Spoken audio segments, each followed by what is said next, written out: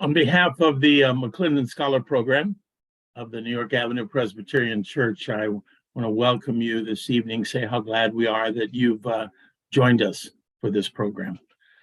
This webinar is one of a series of programs we conduct regularly, where we bring in prominent Christian scholars to address important issues of the day. The goal in all of our work, all of our programs, is to help people of faith live out their commitment to serve and help others around them, especially those who have been neglected, marginalized, and treated poorly in our society. As usual, we're delighted to have people joining us from all over the country, as well as the Washington, D.C. area where we're based. It's always interesting to learn a bit about who's with us. And so as we begin, I invite you to take a moment and type into chat. Chat function is there at the bottom, sort of in the center, at least on my screen, your name and where you're from, so we get a sense of who's joining us for this program tonight. In light of tonight's topic, I also want to invite you to type in the name of any organization you may be working with that organizes on behalf of social justice. I know many of you who attend our programs are part of congregations that do that type of advocacy, and we'd like to know about those connections. So if you're in a particular group, let us know, or a particular congregation. Good to see people from Charlotte, North Carolina, and Florida, and several people, of course, from DC, someone from Winnipeg, Canada. You can see the list there in the chat. We have a wonderful audience of folks from all around the country joining us tonight, and we're thankful that you're here. Our topic tonight, Jesus, Saul, Alinsky, and common life politics, focuses on a particular type of organizing that is engaged in by thousands of congregations across the country and also in a few foreign countries. In particular, we'll be looking at the organizing philosophy of Saul Alinsky and how it relates to the values and beliefs of Christianity. Now, on a personal note, I want to say that this is a topic of particular interest to me, since my life has been shaped by a decision I made relating to Jesus and Saul Alinsky when I was in the final days of divinity school, now 50 years ago. For a number of reasons, when I finished divinity school, I decided I was not going to go into a local church or a parish ministry, but I wanted to find a way to work full-time on issues of poverty, racism, and social justice that had become so important to me during the previous few years. My search led me to apply for a job as an organizer for an Alinsky-style program in Roanoke, Virginia, where I was hired right out of divinity school and then guided by a Presbyterian minister named Ben Sparks. That work that I did with Ben and others in Roanoke set me on my professional path and led to the work I have done as an organizer on a range of issues all over the country for the past 5 decades. So obviously, this question of how community organizing relates to the teaching of Jesus has been of interest to me for a long time, and I really look forward to tonight's discussion. I'm delighted that we have Luke Bretherton with us, who has studied this question very thoroughly. Although I've been a part of occasional conversations on the topic, I'm not sure I've ever heard a scholar discuss the affinity between Christianity and Alinsky-style organizing, and I look forward to Dr. Bretherton's presentation and his discussion of what he calls a common life politics. Our format this evening is similar to the one we usually follow. In a moment, Reverend Glenna Huber, rector of Church of the Epiphany in Washington, D.C., will introduce Luke Bretherton, and then later, after he speaks, respond to his remarks and engage him in conversation. We're delighted to have Glenna with us, and I will introduce her in a couple of minutes. After they've talked for a while, we will continue the conversation by asking some of the questions you send in and get Dr. Bretherton's comments on as many things as possible before we run out of time. If you have a question you want to ask, be sure to type it in the Q&A function, again at the bottom of your screen, slightly to left center on most screens, and use that and not the chat function. I'll be monitoring that, looking for questions, and it'll be much easier to see the questions if they're all kept in sort of one location. You can start asking a question at any point when he is speaking or during the conversation between Dr. Bretherton and Reverend Huber. As we prepare for our presentation, I want us to pause for a moment of reflection and prayer. You may want to think for a moment as we pause about what brings you to this webinar and what you hope to get from it. Let's pause just for a moment to center ourselves and think about our intention for our time together.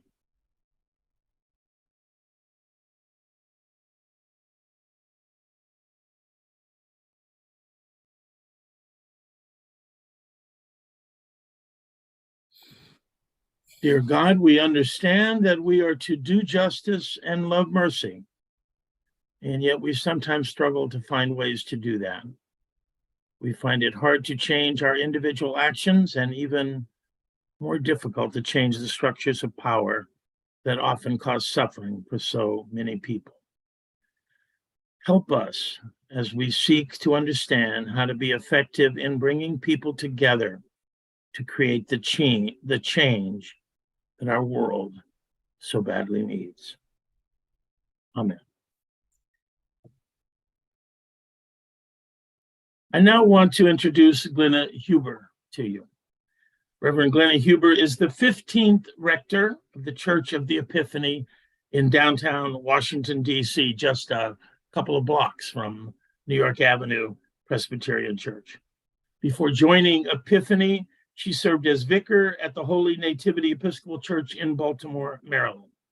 She has been involved with community organizing efforts both in Baltimore and in Washington, D.C., and she serves as a consultant for congregations looking at the efficacy of community organizing in their congregational development. She received her undergraduate degree from Spelman College in Atlanta and has a master's degree in divinity from the General Theological Seminary in New York City. I'm pleased to welcome Reverend Glenna Huber, who will introduce our McClendon scholar for the evening. Thank you, Theo. It is a pleasure to be with you this evening and to work with my sister congregation around the corner, New York Presbyterian. I'm happy to introduce Dr. Luke Bretherton. He is the Robert E. Cushman Distinguished Professor of Moral and Political Theology and Senior Fellow of the Kenyon Institute for Ethics at Duke University. He is also a visiting professor at St. Mellitus College in London. Prior to joining Duke in 2012, he taught at King's College in London. When he's not teaching, he's writing numerous books.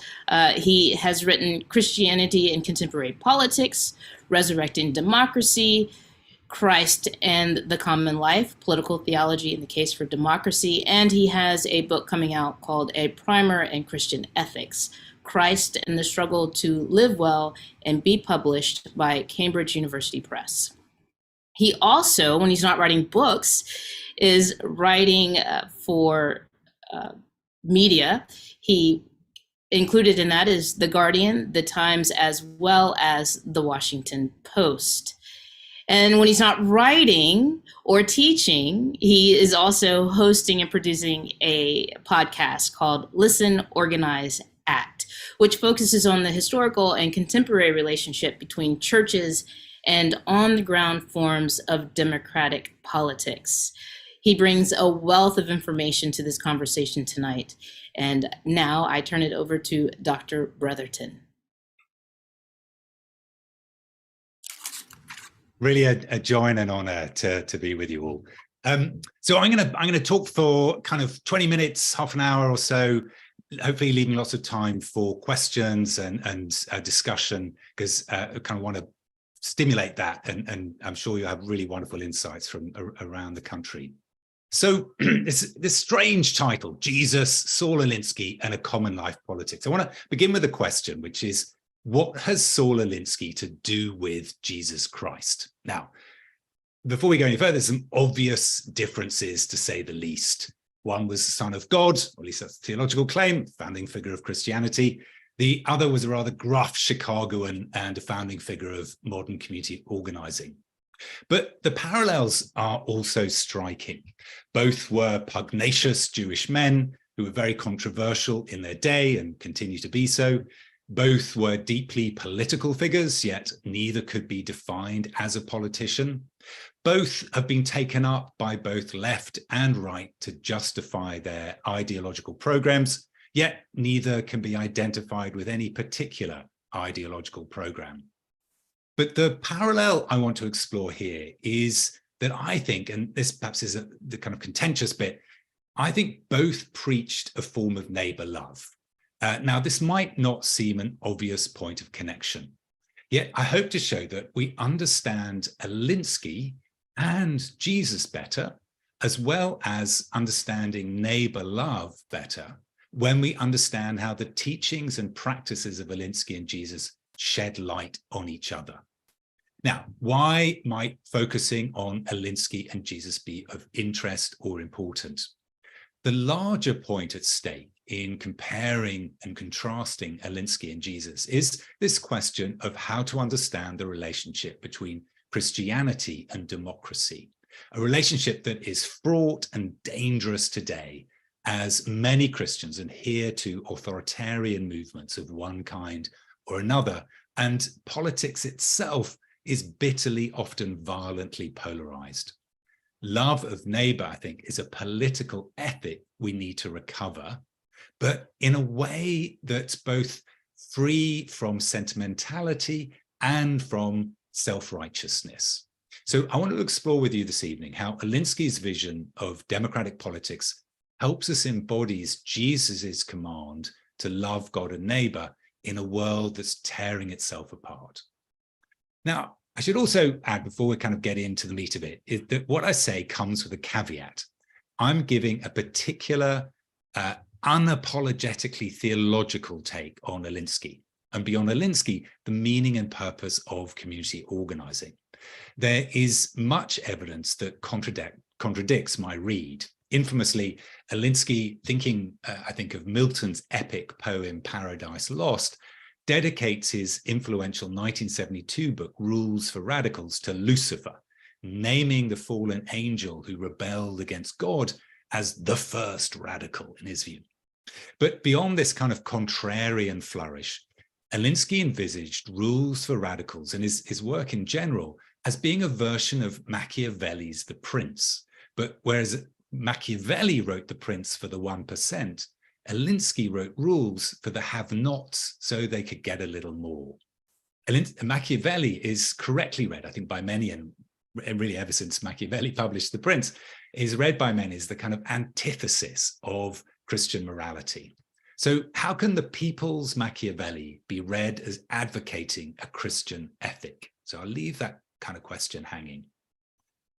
In favor of my reading, I call as a witness Alinsky's friend and intellectual mentor, the great Catholic philosopher Jacques Maritain. And if you don't know, Maritain is a very key figure from the kind of 1920s, 30s through the 40s, taught at Chicago for a while, was really a founding figure of Christian democracy, which is not so common in the States, but is one of the largest political movements in Europe. I think Angela Merkel's party was the Christian Democratic Party, and he was also very influential on kind of Catholic involvement in politics in Latin America. In many ways, his work can be argued as a kind of seedbed out of which Latin American liberation theology emerges. So Maritain was actually a close friend, well, a good friend of Alinsky's, and very much a kind of mentor figure intellectually to him. And Maritain saw Alinsky's work as an embodiment of neighbor love. And in a personal letter to Alinsky, he wrote this: All your fighting effort as an organizer is quickened in reality by love for the human being and for God.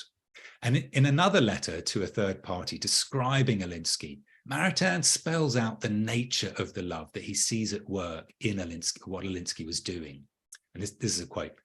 Alinsky's methods may seem a little rough. I think they are good and necessary means to achieve good and necessary ends. And I know, and this is a privilege of an old man, that the deep-rooted motive power and inspiration of this so-called troublemaker is pure and entire self-giving, and love for these poor images of God, which are human beings, especially the oppressed ones. In other words, it is what St. Paul calls agape, or love of charity. Now, I think Bretherton is right in his reading of Alinsky and community organizing more generally, that it's a way of embodying a Christian understanding of love. But we need to treat with caution Bretherton's naming of organizing as a form of agape, because much depends on how we understand this term agape, or kind of true Christian love. And so begin with this question of how should we understand neighbor love? And really to kind of think through how both Alinsky and Jesus preach neighbor love. It's important to first understand what we mean by that term, neighbor love. Contrary to a modern and deeply rooted misunderstanding, neighbor love is not unconditional, all-affirming, disinterested, and non-preferential. These may well describe a liberal or a humanitarian ethic, but they don't define a Christian one. The vision of neighbor love is defined by self-sacrifice, and so is unconditional, all-affirming, disinterested, and non-preferential, is bound up, I think, with a widespread misinterpretation of the term agape, one which I think Bretherton seems to echo. One way to draw this out and draw out the kind of nature of the misunderstanding is to say that the theological story we often tell about love ends in the wrong place. The way we tend to narrate love in churchy circles, it's as if the Jesus story ends on Good Friday and not on Easter Sunday. We make crucifixion the whole story of love, and so interpret agape as meaning self-sacrifice. But the point of crucifixion is that it enables the fulfillment of true love, which is communion. Communion, or mutual sharing in fellowship, is the ultimate form of love. It's the communion of the Trinity, which the creation is an overflow of. It's the shalom-like, just and generous covenantal relations characterized by loving kindness, or in Hebrew, chesed, that the Hebrew scriptures portray as the God-given order for life together in Israel. Echoing this, it's the fellowship born out of interdependent relations and the mutual sharing of gifts that's a picture of the church laid out in the epistles in the New Testament. So drawing on the kind of rich descriptions of love in the Hebrew scriptures and its wide array of uses for the term love, the New Testament portrays how human love for God and neighbor can be embodied in three forms of action. The first is as a gift in response to a specific need that seeks no return. And this we can think of as exemplified in the parable of the Good Samaritan. The second is as a reciprocal exchange, as when Jesus receives hospitality, but gives new life in return, such as in the encounter with Zacchaeus, the Samaritan woman at the well, or the travelers on the road to Emmaus, which those who've just been through the Easter cycle have just read. And then the third is love as a form of mutual sharing between friends, as at the Last Supper. So these embodiments of love come into play at different times and contexts so as to rightly determine each person in communion with God and neighbor. And it's really this understanding of neighbor love that has these kind of three faces I want to pick up and think about really as a political ethic, and how might we do politics as a form of neighbor love and understand neighbor love as a form of politics. So if love is fundamentally about communion, and loving action is action that embodies and seeks to enact a form of just and generous shalom-like common life, then how is neighbor love a political ethic? And here I think I'm going to focus on how love of enemies is folded into neighbor love. That's really, we can think about neighbor love as a political ethic. It's how we're called to love enemies that is at the heart of that ethic. Christian enemy love, however, tends to fall into one of three traps.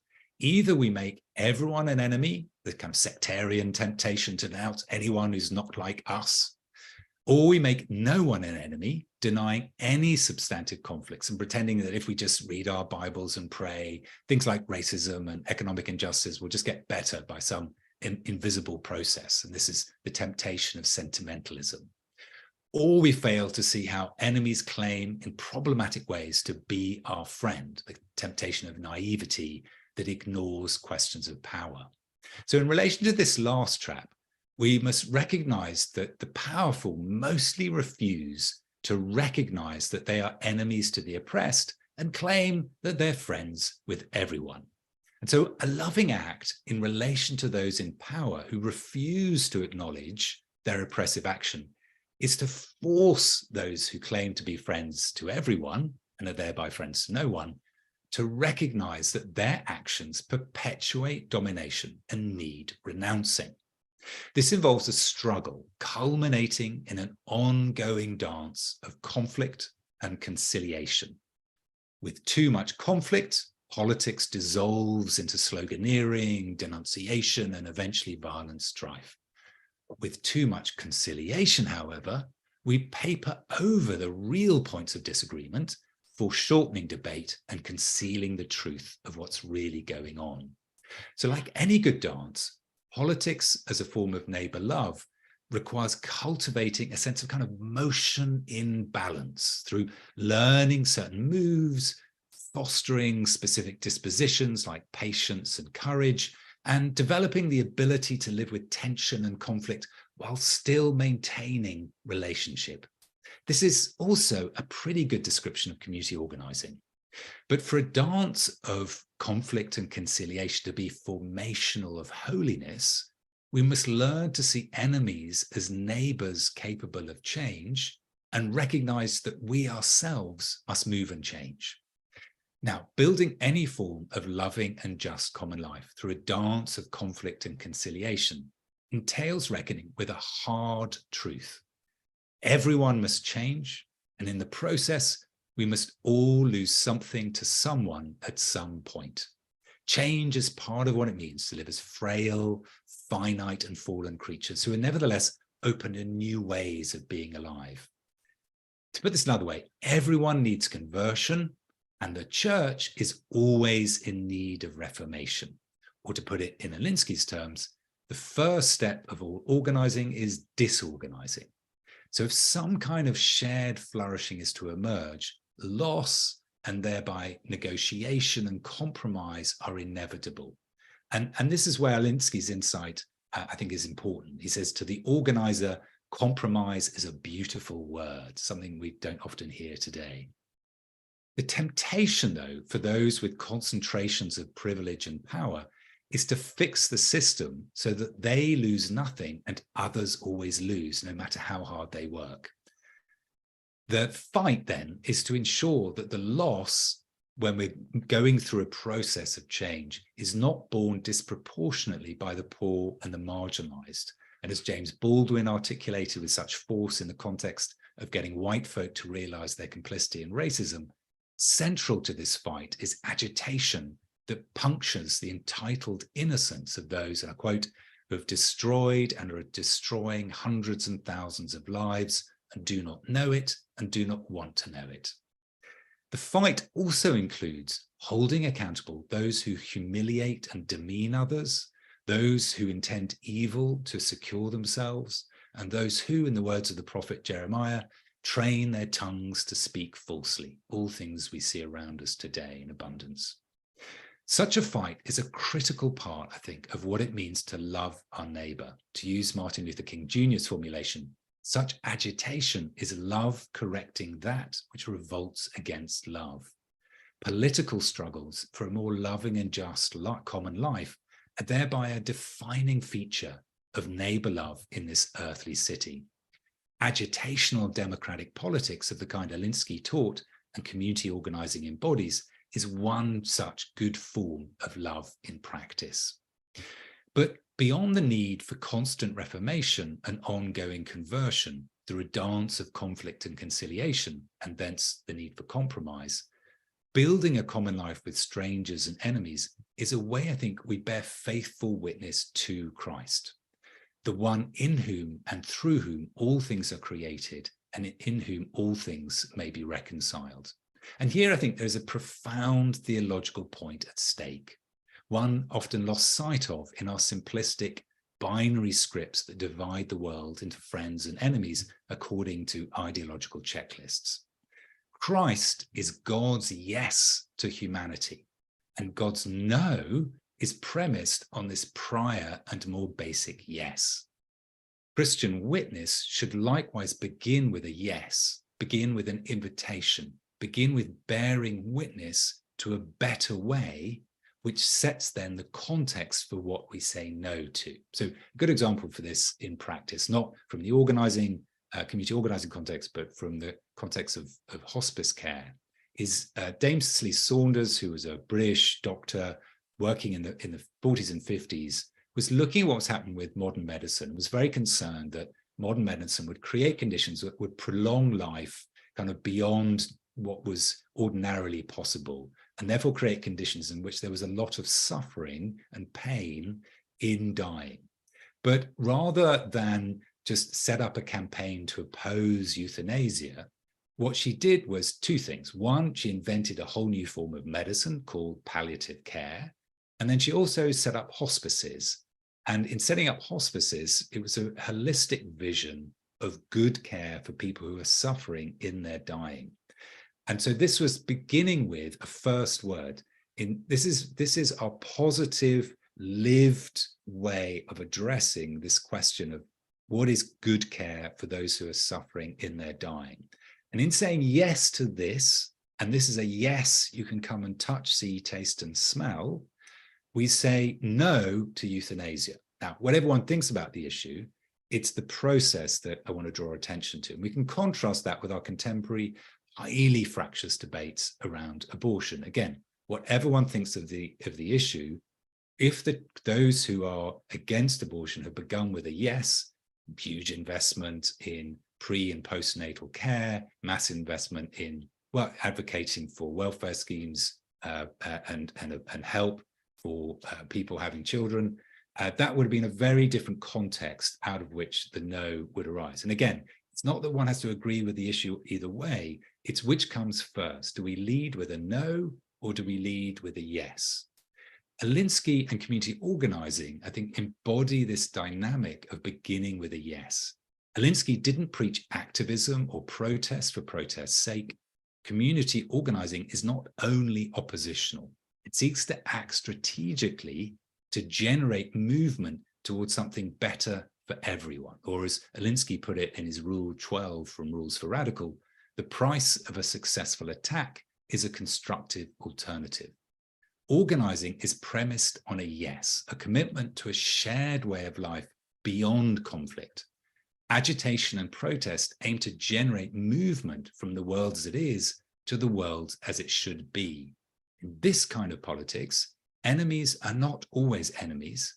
Enemies can become friends, or as the organizing mantra has it, no permanent enemies, no permanent allies. And a good story of this from my own experience of organizing was my involvement in the Living Wage campaign in London. And there, when we got it going, we strategically targeted HSBC, which is one of the largest banks in the world. And the head of that, the CEO of that, was this guy called Stephen Green at the time. And it was a very agitational campaign to try and get respect from Stephen Green and then get a meeting with him. And then eventually HSBC gave way and started paying its cooks, cleaners, and security guards a living wage. And at that point, in one kind of political analysis, you keep viewing HSBC and Stephen Green as the enemy, and you kind of go back to protest. That's not the organizing way. Organizing, we garlanded Stephen Green, we counted him as a friend, And actually, Stephen Green went on to be a very, very constructive and vigorous advocate for the living wage, and went round all the major companies in the City of London and elsewhere in London advocating with the mayor to get them to set up a living wage. And we now have a living wage unit as part of the mayor's office. And it's a very widespread practice, although the campaign's still ongoing with other firms, but very widespread practice in the larger firms in Britain, in London particularly. So in this call to love enemies as neighbor, I think the New Testament, and we see played out in community organizing, the New Testament addresses a central moral problem of politics. In the Greco-Roman world, those judged to be outsiders were potential, if not actual, enemies. Their way of life threatened the very existence of the political community. And since the physical, moral, and spiritual flourishing of the individual citizen was bound up with the flourishing of the city, this meant that outsiders not identified with or contributing to the life of the city were necessarily either potentially seditious if they were resident aliens, or a threat if they were foreigners. It was necessary to guard against alien forms of life, and if they disturbed the peace, they were either repressed if they were inside the walls or repelled if they were outside. Violent reaction to St. Paul's preaching and miracles in cities like Philippi and Ephesus exemplify these responses. Internal and external others were also a means by which the common life of our polity came to be defined and understood over and against others. We, the people, were not like them.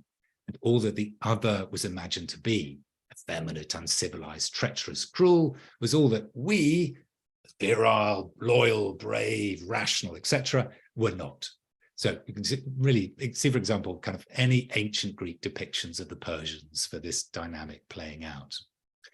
Like ancient Greek and Romans, all civilizations imagine themselves over and against different internal and external others, and friend-enemy relations deeply shape fallen political life. This is no less true of Christian countries. Many European societies confess to be Christian civilizations, and in doing so, imagine themselves over and against the internal other of Jews and the external other of Islam. This self-understanding thereby justified the repression and persecution of Jews and crusades against Muslims, and formed the thought world that subsequently justified the subjugation of various pagan and non-white peoples around the world through colonialism. Theologically, friend-enemy relations need converting so that they are ordered according to neighbor love. The universal scope of God's love and presence calls into question any attempt to make friend-enemy binary definitive. The Midianite Jethro, the heretic Samaritan, and the Syro-Phoenician woman, no less than the faithful Jewish man, can teach us something about God, how to live well, and that God can be present in their form of life, despite it being very different from ours. Now, this isn't to deny that Christians have a distinctive vision of the good life that others can threaten and seek to destroy, but it should prohibit any attempt to set in stone distinctions between Christians and non-Christians. Friend-enemy relations are fallen rather than basic, and thus they can be converted. Love of neighbor embodies the redemptive possibilities of politics. It disrupts how we imagine and construct friend-enemy relations by extending our sense of who to include in our common life. And again, the Good Samaritan parable is paradigmatic here. Democratic politics of the kind embodied in community organizing, the kind that Alinsky preached, I think is a way to practice neighbor love, particularly love of enemies. Rather than kill, coerce, or persecute enemies, community organizing converts enemies into friends as part of cultivating a more just and generous form of common life in which all may flourish. It recognizes that those who oppose the movement towards a more just and generous common life are enemies, but not permanent enemies, and that we too need to move and change, and so must compromise to find workable solutions. Now, that can seem almost unimaginable in our contemporary polarized context, but it's very key to see that we can have these kinds of relations, and community organizing already embodies that possibility in what it does. But to do the kind of agitational work in the name of building meaningful relation and engage in a dance of conflict and conciliation takes power. But when most people think of love, they don't think of building power. Indeed, going back to where I began, a widespread understanding of love based on a misunderstanding of agape thinks that love entails renouncing power. The thinking goes that love equals sacrifice, and that manifests itself in giving up what makes one powerful. Organizing, however, teaches the opposite. Alinsky saw organizing coalitions as power organizations, and today a large part of teaching about organizing is teaching about how to build power. So surely Alinsky and Jesus have little to do with each other on this point. I think that's a fundamental misunderstanding. Or the answer to that question, rather, is no. The following longish quote from Martin Luther King Jr., I think, captures what both Alinsky and Jesus teach about the relationship between power and love. And here's our quote: "Power, properly understood, is the ability to achieve purpose. It is the strength required to bring about social, political, and economic changes. In this sense, power is not only desirable, but necessary in order to implement the demands of love and justice. One of the greatest problems of history is that the concept of love and power are usually contrasted as polar opposites. Love is identified with resignation of power, and power with a denial of love. It was this misinterpretation that caused Nietzsche, the philosopher of the will to power, to reject the Christian conception of love. It was this same misinterpretation which induced Christian theologians to reject Nietzsche's philosophy of the will to power in the name of the Christian idea of love. What is needed is a realization that power without love is reckless and abusive, and that love without power is sentimental and anemic. Power at its best is love implementing the demands of justice. Justice at its best is love correcting everything that stands against love. There's nothing wrong with power. The problem is that in America, it's unequally distributed. Organizing is an attempt to redistribute power so that people can have some say and agency in determining their living and working conditions. In doing so, it embodies, I think, a form of neighbor love, a love that is neither sentimental nor self-righteous, but holy and beautiful. Let me end there, and it gives us good time for questions. And I've got we can draw out some other reflections I could make, but I want to leave some good time for reflections. Glenn, over to you.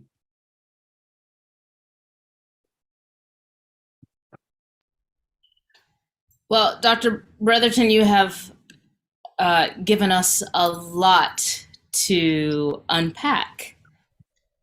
One thing I wanted to pick back up on is just, well, I want to say you talked about interdependence. And I think I just want to go back to Saul Alinsky, who was a Jewish man who organized in predominantly Roman Catholic churches in Chicago, right? And that's not a coupling that you would run into very frequently. And so that interdependence, understanding that we can't do this on our own, we are going to make some major shifts with the union workers. That was his primary work at the time, and we're going to do it together. Do you want to talk a little bit about? Yeah, no, it's a really important point. So I think the context of that. So Alinsky's organizing gets very involved in the union, the emergence of the CIO, which we now know as the AFL-CIO, through the 30s with the great union leader then, John L. Lewis.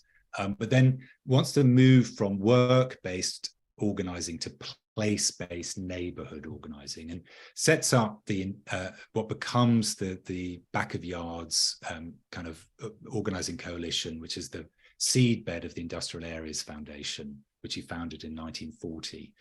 And crucial at this time is you've got all these largely, they're kind of Slovak and Irish and various other kind of Catholic ethnic churches in that bit of Chicago at the time, largely working in the meatpacking industry, which is a violent and really unpleasant place to work, and very abusive and exploitative in its labor practices.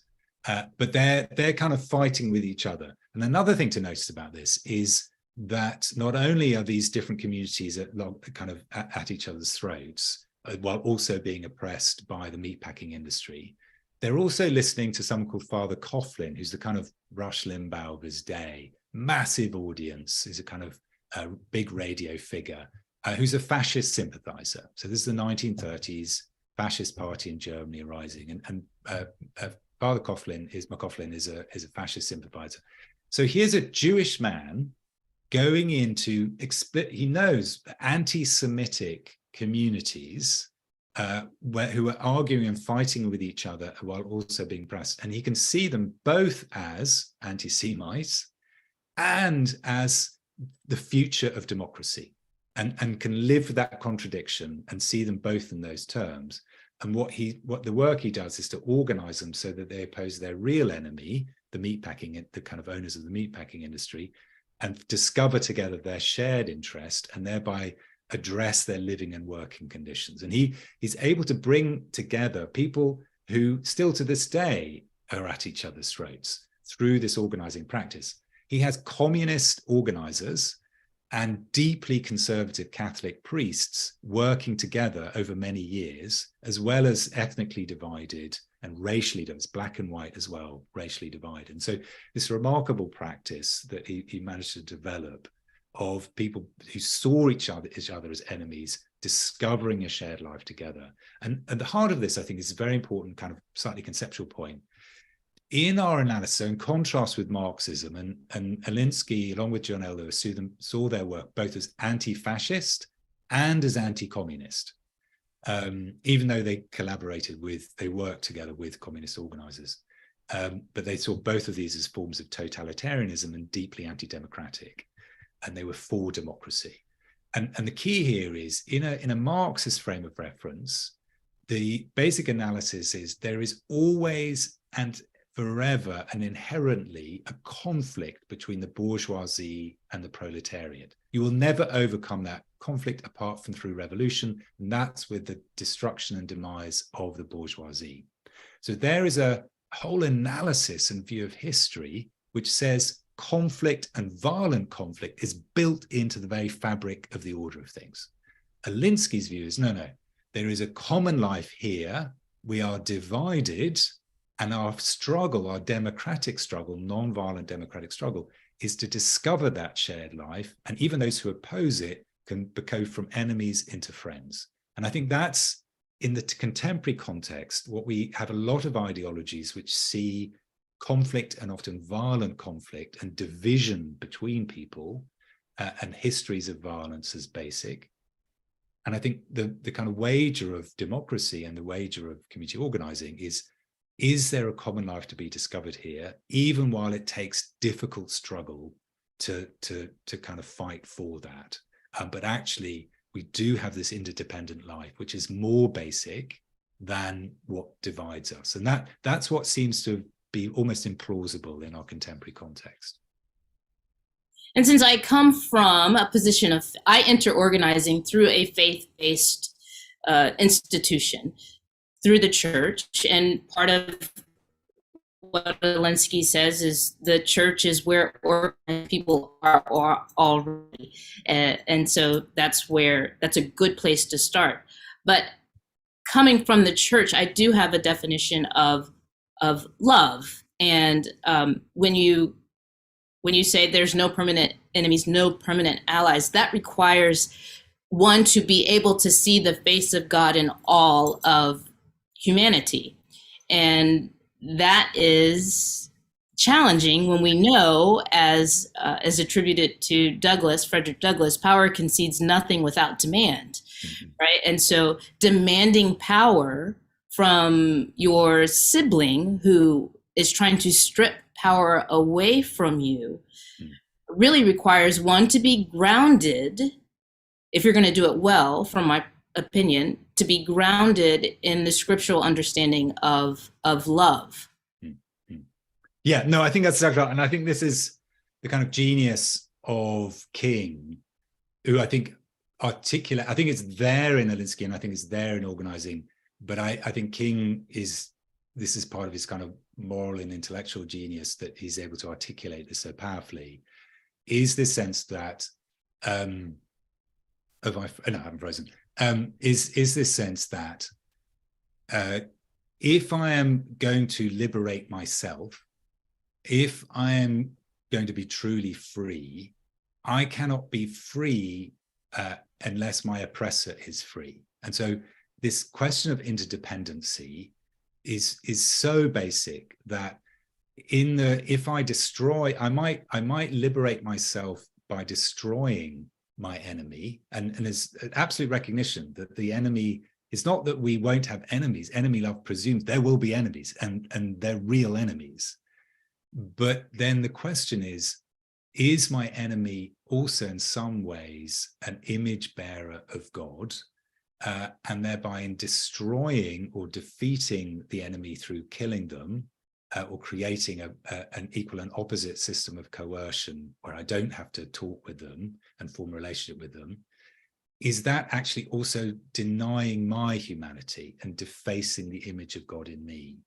And so true flourishing is the flourishing of all, and then the struggle towards that, rather than me just winning over, a kind of zero-sum game. And you get this again in someone like Desmond Tutu's notion of Ubuntu, is another beautiful kind of rendition of this. But I think this more broadly is also an insight of kind of civil resistance movements around the world, whether that's solidarity and fall of communism in Poland, or the People's Power movement that overthrew the Marcos dictatorship in the 80s. We see it in extraordinary move in Liberia of Muslim and Christian women coming together in forms of nonviolent civil resistance to oppose the civil war there. And these and many other movements are really recognizing that true liberation can't involve simply the destruction of our enemies. It must involve the kind of movement into some kind of common life. And this goes back to, I think, a very basic political kind of the basic understanding of what is politics and how it's indexed, I think, to a basic understanding of love. When I meet someone I disagree with, I dislike, I find scandalous, or I find threatening, I can do one of four things. I can kill them. I can create a system to coerce them, so I don't have to talk to them or listen to them or pay any attention to them. I can make life so difficult for them that I cause them to flee, or I can do politics, i.e., I can form some kind of common life with them amid asymmetries of power and conflicting visions of the good without killing, coercing, or causing to flee. And those really are the only four options. And obviously human history is awash, and contemporary politics is awash with all the other, the first three of those.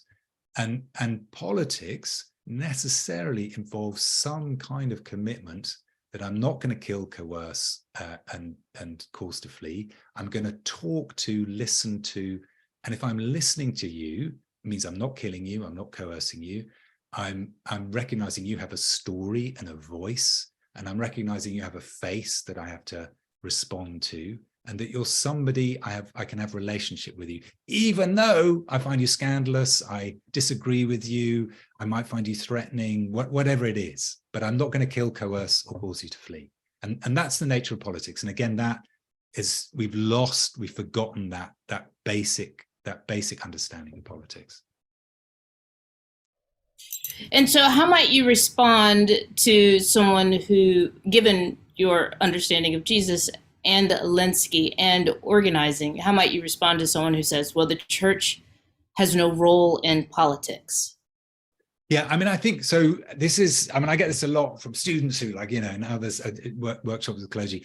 I think this is one of the most kind of odd, I always find it odd, but profound misunderstandings of what it means to be church. So at its most basic, all the language we have for church, ecclesia, which is the assembled people of the city, episkopoi, presbyter, these are all political terms, political offices. Even the word for liturgy, liturgia, is the public service of the people, was a political act. So all the language we have in the New Testament for the church is political. All our language for God is mostly political. God is sovereign, almighty, Kyrios, Lord. It's all political language. All the picture we give of the people of God in the Hebrew scriptures is the formation of a political community. So to talk of God, to talk of church, to talk of Jesus is inherently political talk. You're already talking politics. Conversely, all our political talk, sovereignty, government, the people, it's all theological talk. The people of God, the sovereignty of God, the power of God. It's all theological talk. So there's no talk of God without political talk. I would also say there's no talk of politics without God talk. So you're always in a political conversation when you're having a theological conversation. You're always in a theological conversation when you're having a political conversation. And that shouldn't surprise us. Politics is fundamentally about key claims of what it means to be human, the nature of reality, all sorts of metaphysical claims, myths, rituals, the rest of it. Very odd. My colleagues at my university have very strange understanding that politics is about kind of things like law and bureaucracy and economics and counting numbers. And they misunderstand that actually there's this mythic fight. There's all these ritual processes. A political rally is a ritual religious process as much as it's a political process. We have these messianic figures, whether of the left or the right.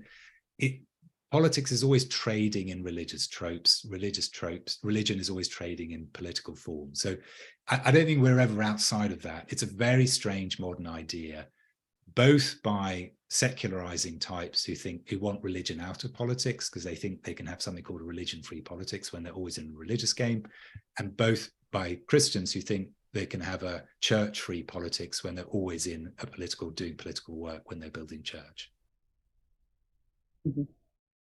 The other thing that you brought out is agitation. And so these are all what we call organizing universals, right? No permanent allies, that we're always seeking to get to the middle of power. To get power, there is agitation. And Christians, I'm speaking from a Christian viewpoint, aren't very comfortable with agitation.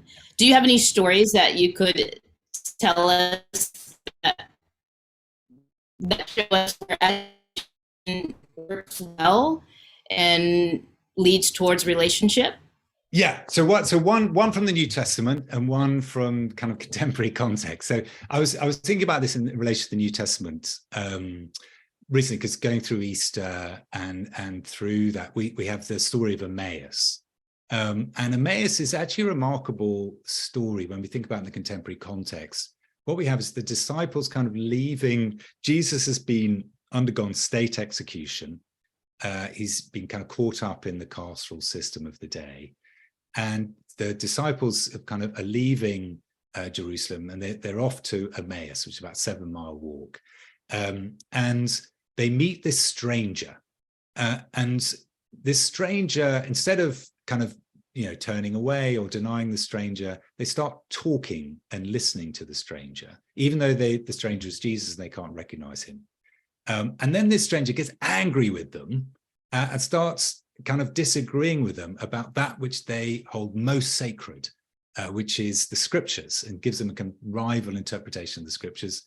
And instead of kind of leaving the stranger behind, so thanks, but no thanks, we'll agree to disagree, they invite the stranger to come and eat with them. And at that moment of hospitality, when they break bread together, the stranger, one who seems like a curse, is revealed to be a blessing.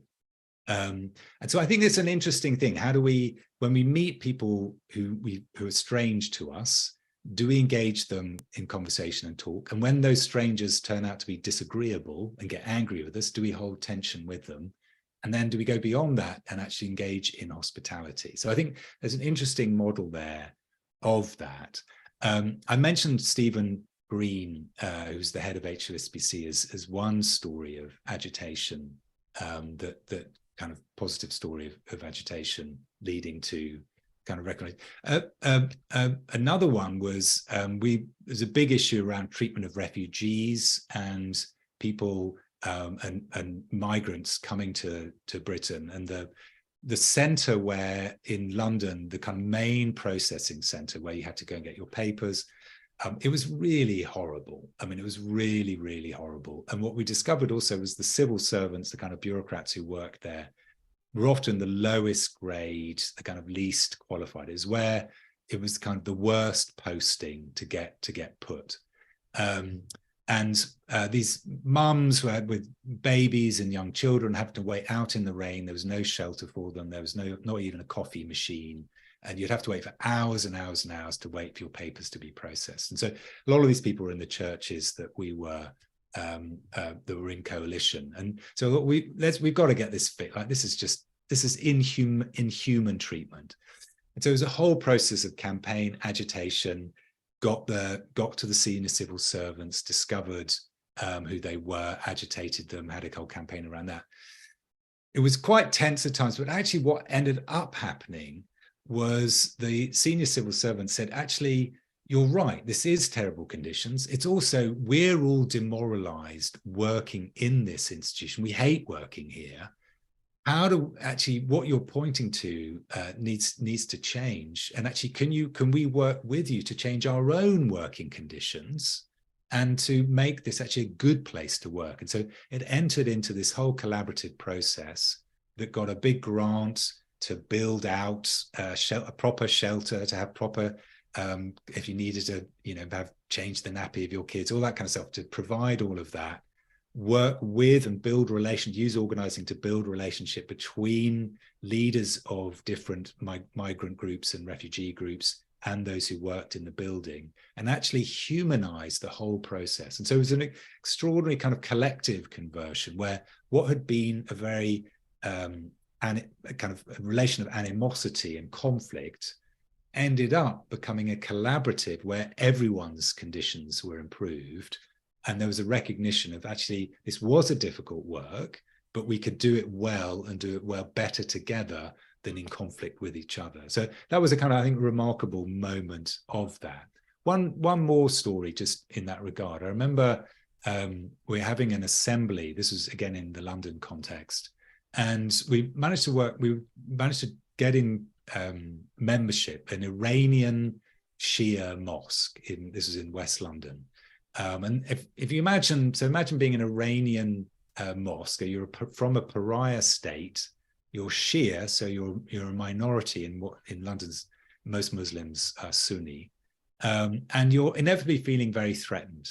And there was a remarkable moment. They agreed to host an assembly in the mosque. It was the first time anyone had ever been they'd hosted any outsiders in the mosque. And so we came in, but I had to do a lot of work with a bunch of Christian, evangelical, and Pentecostal pastors who were worried that if they go in the mosque, they would get demonized, or this was going to kind of somehow pollute their faith, and they would never been in a mosque. So I did a lot of work with them. And they eventually did come, and we had this remarkable assembly. And I remember sitting down in front of this mosque, and I was with a woman with a burqa, fully faced, with a Nigerian Pentecostal pastor and myself, and we were sitting there discussing a living wage initiative in that area. And I thought, I don't think there's anywhere else in London, let alone the world, where a very committed Pentecostal Nigerian pastor, a burqa wearing woman, and this Christian white man can sit down together in an Iranian Shia mosque and have an argument. We weren't discussing interfaith relations. We were having meaningful discussion about how we could collaborate together around an issue of common concern. And that, I think, is a real picture of something of this possibility. I agree. Some of the work that I have done, both in Baltimore and Washington, D.C., has allowed me to be in relationship with people of faith that I wouldn't have ordinarily run across, because we end up, particularly in parish ministry, we end up siloed quite frequently. But the issues that we are asked to be attentive to, reproductive rights, gun violence, racial reconciliation, moving closer towards beloved community, impact all of us. And so I have been blessed to have had the opportunity to learn about different faiths, to learn about different ways in which people organize around their faith and from a place of faith towards a common good. Do you have any thoughts about how the church might respond to some of the pressing political concerns that are weighing on us currently? I think part of our issue is the kind of ways, it's not so much this or that issue, but how we all show up in politics.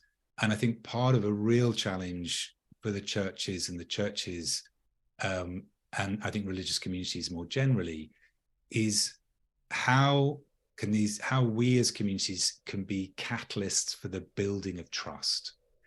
What we have at the moment, I think, of all the crises, whether it's the climate crises, racial reckoning, is this question of trust.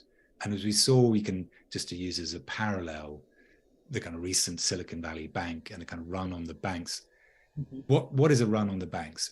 My colleagues in the university, and particularly in the economics department, it's, economics is all about, hard numbers and economic laws and this. And I'm like, rubbish. Economics entirely depends on trust. You lose trust, the whole thing tanks within a week, if not sooner. And we saw that 2007, 8. And democracy and politics is the same. If you don't have trust, the thing collapses very rapidly and collapses into civil war. And I think we're very close to that in the US. We saw on January the 6th, the convention of this paradoxical convention of the loyal opposition. You don't have to take to the hills with your AR-15 if you lose the election. Well, clearly some people think you do. And so the sense of how do churches, religious communities more broadly, be agents of building trust both within themselves, where there's often a lot of bitter divides within churches and polarization within church communities themselves, and then be agents of building trust. And so when we're preaching politics or bearing witness to politics, it's not that we necessarily have to preach partisan politics, but it's actually much more the case of how do we rebuild and reweave the fabric of society and begin to exercise trust ourselves, be counted as trustworthy, and enable greater trust. Because without that, democracy itself is a democratic system of voting and rule of law is all very brittle without the trust to keep it going. And that's what I think the real crisis is this question of trust, whether trust in institutions, each other, whatever. And I think there are very powerful forces making a lot of money to destroy trust. We can think of the whole kind of social media effect. Mm-hmm. But so I think this question of building trust, and to do with that, I think this basic fact of putting people before program. When I turn up to someone, do I view them through the grid of my ideological checklist, or do I treat them as a person with a story to be listened to? I don't have to agree with them. I don't have to like them. I don't have to affirm what they say, but I can listen to them, and I can treat them as having a story, and I can understand that they are not just kind of bios, a mere form of life. They're a biography. And therefore there's somebody there to relate to, and I think that is probably the most primary trust building measure, and that should be the most basic commitment of churches. It goes back to the ancient and most precious Jewish prayer, the Shema. Hear, O Israel, the Lord thy God is one.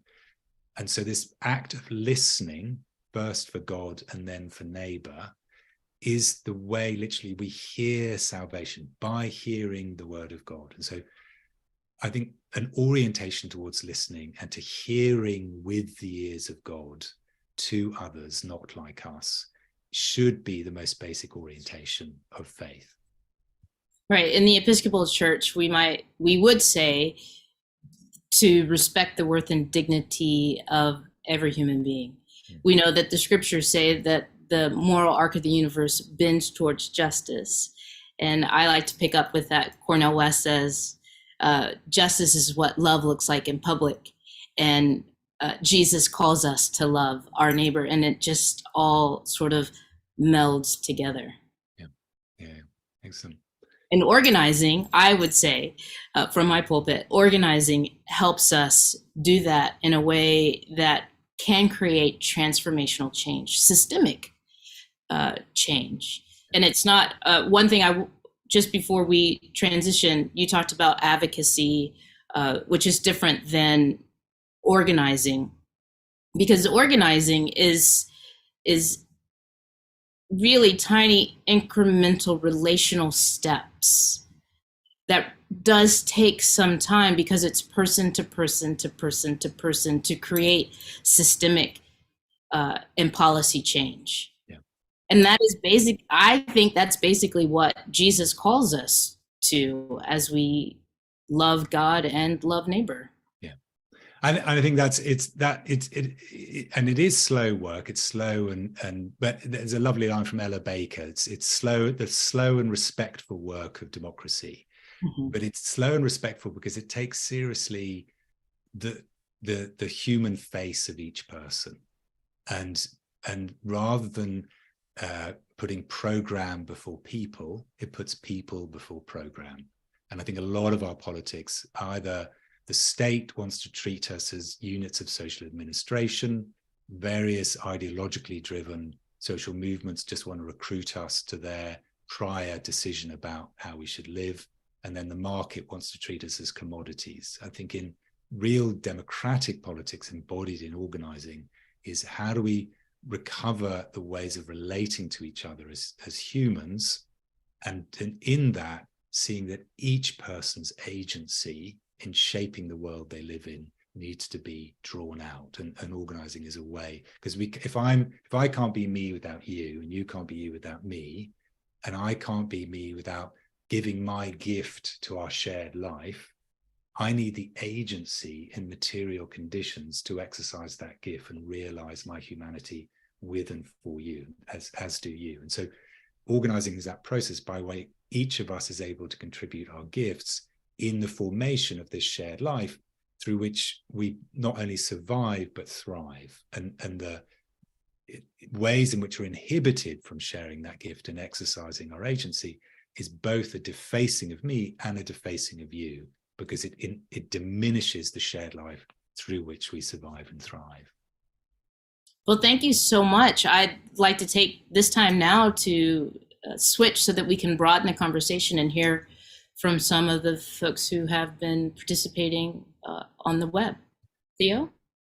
Yeah, thank you so much. Thanks, Glenda, for those great questions and comments, and for the good discussion, and Luke, for your responses. Yeah, we do want to just continue to pick up and have a few questions that have come in that I want to raise with you. There was a question from Alice Kitchen about means and ends. Wondering if Alinsky and the teachings of Jesus part here, or is there restraint on the means to achieve ends in Alinsky's philosophy? Say a little about this tension of means and ends in organizing. Yeah, so Alinsky has this whole chapter on means and ends, and it's quite cavalier at one level about it. Alinsky's, and I saw in some of the earlier questions, I hope I've answered now in the subsequent discussion who Alinsky was, as kind of one of the founding figures of community organizing. But so Alinsky, his view was that basically we can talk about means and ends in some very abstract term, and he's got in mind someone like Immanuel Kant's philosophy, and how do we justify, and over and against debates with utilitarians and the kinds of things I teach in ethics classes. And he's saying, like, that's all stuff and nonsense. There's only ever particular means and particular ends. So it's only ever, do we call out a strike in relation to the meatpacking industry, or do we kind of organize a sit-in over here? Does this particular means justify that particular end? So he wants to be a much more granular, on the ground, rather than these big, abstract, entirely divorced from any frame of reference of how people are actually living. So that's kind of one thing. And I think a lot of our anxieties about means and ends do tend to operate at 50,000 feet and are quite abstracted from real situations. So I think he's right in that. That said, and this was an argument that Alinsky had with Jacques Maritain, Alinsky, and this is part of his kind of Machiavellian contrarian pose, so why are we all bothered about means and ends? You know, it's really a kind of about enabling poor people to get more justice, and that, you know, and sometimes he rather carelessly would say that justifies anything. He, of course, actually didn't really think that or behave like that at all. It was part of his kind of contrarian self-image. He was extremely careful about means and ends, and give one example. During the civil rights movement, he was quite skeptical about the involvement of civil rights activists in the Chicago context. And his view was that basically, look, the people I work with, this is Alinsky's view, are, you know, older, they've got jobs and kids to pick up from school. If I have the kind of direct action tactics that the civil rights activists were proposing, they're all going to end up in jail, they'll lose their jobs, won't be able to pick up their kids in school, they've got elderly parents, so it depends on them. All Alinsky's tactics were always both non-violent, even though in direct action, and didn't cross the line of the law. He always worked within the law, because he was very concerned that actually the means properly respected the living conditions of those he was working with. Whereas in his view, a bunch of young students, well, they could afford to go to jail because, or those who didn't have, you know, other responsibilities could end up in jail because, you know, that they were in a different life situation. So that's just one example where actually Alinsky paid very careful attention to what means were appropriate to what ends, and was profoundly committed to non-violent democratic politics and deeply opposed to any authoritarian or totalitarian means. It was a comment, you said something about agape being misunderstood, and Jorge Montiel asked for, how does this relate to a theological perspective on philia, that other concept of love, and is that related to love of neighbor? Just how do those two concepts relate? Yeah, so the kind of classic on this, just to be kind of boring and historical about it. So there's a very influential book by this Lutheran Swedish theologian called Anders Nygren, called Agape and Eros, or Eros and Agape, I can't remember which round it is. And some of you might have come across it. C.S. Lewis' Four Loves book is another version of this. And the idea is that you've got these four different kinds of love: philia, storge, agape, and eros. And the truly Christian form is agape love, understood in, to use a technical term, kenotic. It's kind of self-emptying, self-giving form of love. That's the truest form of Christian love, which we see displayed in Christ. It's that idea that I'm kind of disputing. And we might have these different words for love, like philia, which is more friendship or brotherly love, as in Philadelphia, you know, this kind of city of brotherhood. But actually, these are different kind of faces of love, different words that are different angles onto what constitutes forms of loving action, and that we shouldn't have a hierarchy. And it might be at times that I have to do more for you than you can do for yourself. For example, like if you're in a situation of addiction, it might be that I've got to act on your behalf in order to kind of help you at that point. But the aim is to move towards a relation of mutuality and parity. If we get stuck in a place where I'm always acting on your behalf, either that's you abusing me, or I've made you dependent on me. Either way, it's an abusive relationship. It's an exploitative relationship. And I think that's been a very strong pushback by feminist theologians and others, pointing to how kind of notions of self-abnegation, or kind of less is me equals more of you idea of love, actually generate and legitimize abusive contexts.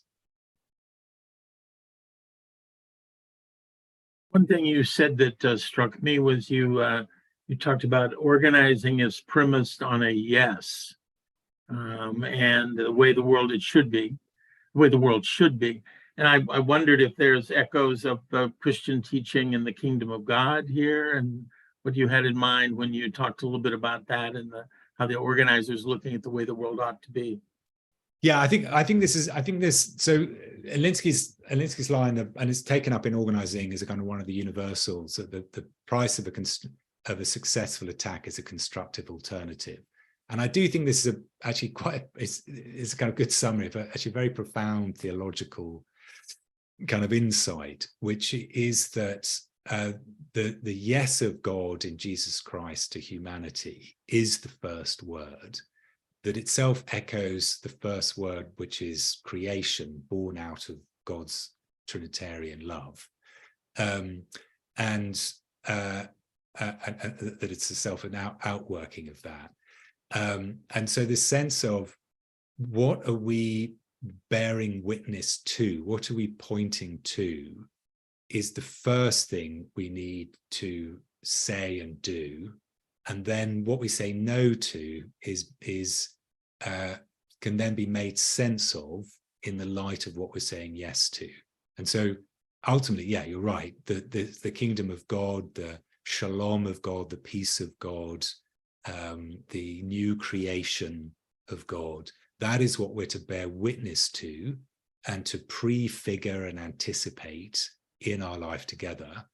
And in working out how to embody that, whether that's as hospice care or whether that is in the living wage or however we want to see that being embodied and enacted, that is what we're saying yes to. And then because we're for this, it means we're against poverty wages, we're against euthanasia, we're against whatever it is. So I think that is a very important, but so often the first word of Christians is no.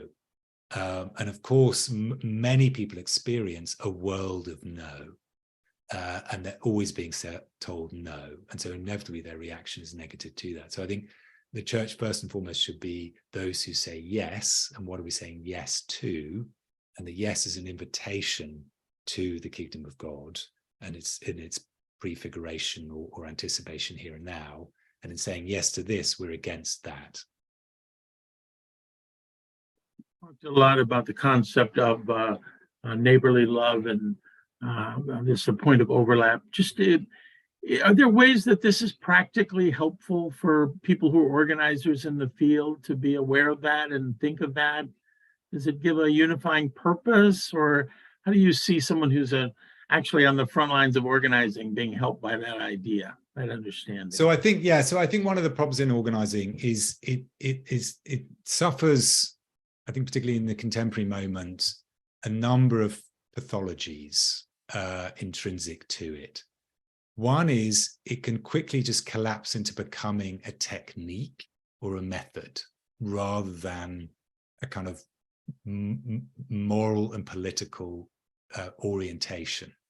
And so when it collapses into a technique, we then falls into its other pathology, which is to instrumentalize churches and people. And therefore it's beginning to put program before people, and treats everyone as campaign fodder for the next campaign. And that is an inherently dehumanizing process that is disrespectful as well. And so that, I think, is a constant temptation for organizers and in organizing. And so this sense of actually at the heart of organizing is a moral vision of the human as a creature of love to be loved, and that organizing is fundamentally about neighbor love, rather than about winning campaigns or all those kinds of things. It's not to say those aren't important, but if that's the driver, then very quickly we're instrumentalizing people and putting program before people. So I think there are very real world consequences to this. And we see that in movement politics the whole time. It burns out organizers, it burns out people, it treats everything as campaign fodder. And then very, very quickly, the means justifies the ends. We're lying, we're cheating, we're abusing people because, hey, it's about justice here and now. And the fear urgency of now demands that I treat you like shit. No, it doesn't. It never does. And so holding on to the human, the moral basis of what we're doing, the vision of this as neighbor love, I think is not just nice talk, it's essential for this practice to remain this practice, or else it very quickly collapses into a form of abuse. Thank you very much. That was very clear, very, very helpful. We're near the end of our time and do need to close. I'm going to share some information in a few minutes about some of the groups around the country doing this kind of work in case you're interested in knowing more. I just want to invite you, Dr. Bretherton, before you sign off, if you want to make any final comments, thoughts you want to leave with us or underscore, emphasize based on the conversation we've had. No, it's just been a lovely, really honor to be with you both and to be with you, all those of you here. I think this sense of politics as a site, both where we wrestle with the wounds that our society suffers and that run through us, and a site of wonder where we can see really the beauty of people coming together and acting to create a more just and generous world. And that is simultaneously a scene of woundedness and a site of wonder, and to kind of hold on to that and the ambiguities, tensions, and difficulties of living at that intersection. And I think that is very tough today, and I don't underestimate that and experience that in myself. But I think that really is also the space in which we really discover our humanity in its fullness.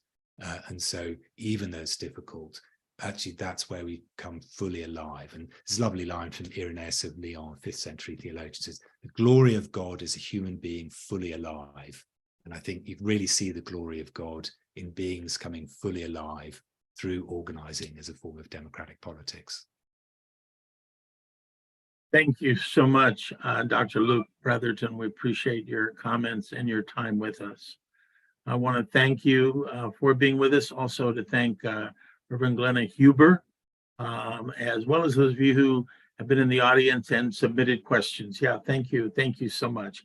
As we close, I have a few brief announcements I want to make, including, as I said, some information about how one can learn more about some of the organizing going on around the country we talked about.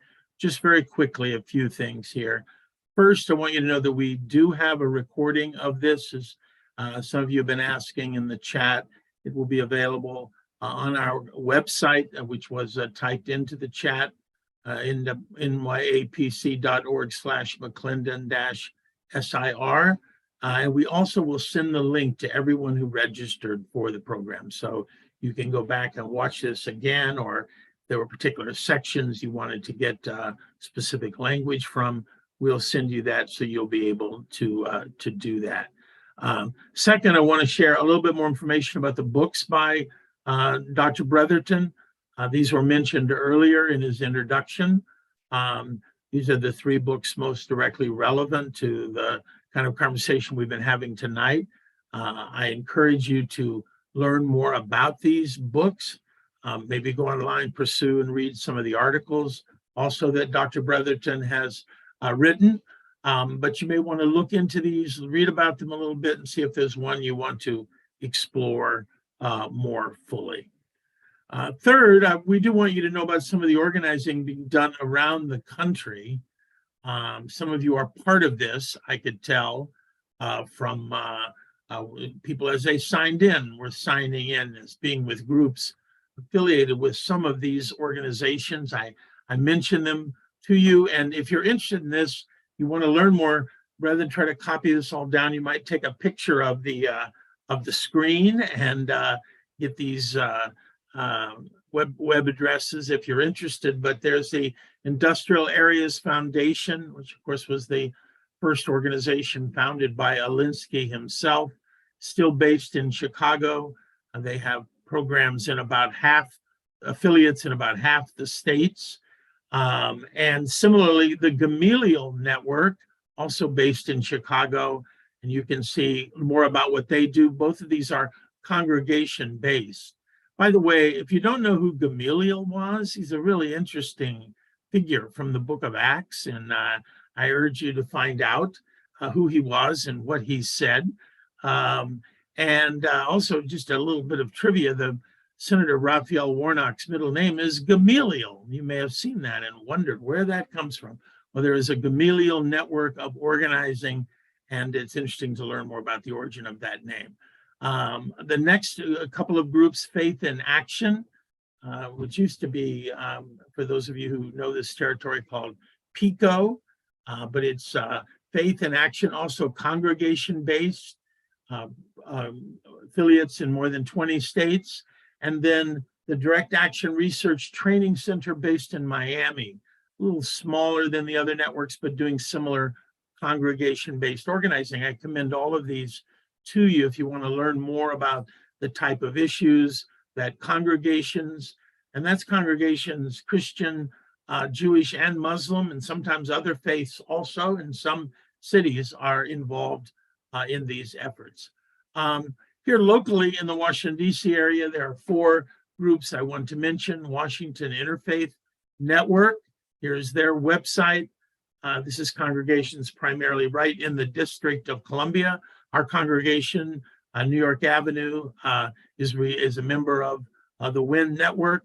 Action in Montgomery, which does similar work, but in Montgomery County, Maryland, in the suburb just north of the district. Again, congregation-based multi-issue organizing. And then 2 more to mention. In Northern Virginia, Virginians Organized for Interfaith Community Education. Don't you love these acronyms that they have put together?